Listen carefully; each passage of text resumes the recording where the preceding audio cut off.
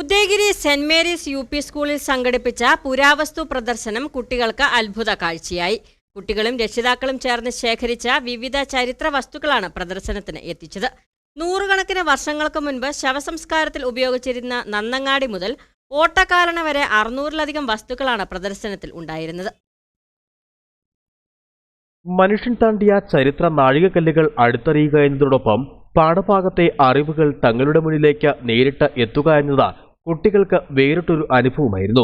നന്നങ്ങാടി, മൊന്ത, റാന്തൽ, ഓട്ടക്കാരണ, പുരാതന നാണയങ്ങൾ, സ്റ്റാമ്പുകൾ, ഭരണികൾ, ചെമ്പുപാത്രങ്ങൾ, കൽവിളക്കുകൾ, ഓട്ടുവിളക്കുകൾ, കല്ലുകൊണ്ടുള്ള ഭരണികൾ തുടങ്ങി 600-ലധികം ചരിത്ര വസ്തുക്കളാണ് അറിവായി കുരുന്നുകളുടെ മുമ്പിലേക്ക് എത്തിയത്. ഓരോ വസ്തുവിനോടൊപ്പം തയ്യാറാക്കിയിരുന്ന ലഘുക്കുറിപ്പുകൾ അവയെ കൂടുതൽ അറിയുവാനും മനസ്സിലാക്കുവാനും സംശയ ദൂരീകരണത്തിനുമൊക്കെ കുട്ടികളെ സഹായിച്ചു.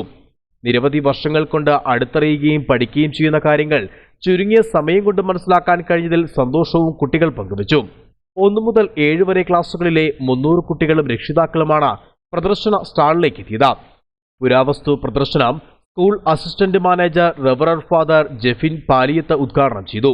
ഹെഡ് മാസ്റ്റർ ജിൻസ് ജോസ്, അധ്യാപകരായ ജെബിൻ ജേക്കബ്, പ്രിയ ബേബി, ആനി വർഗീസ്, ലവ്ലി ഫ്രാൻസിസ് എന്നിവർ പ്രദർശനത്തിന് നേതൃത്വം നൽകി. News desk, Idukki vision.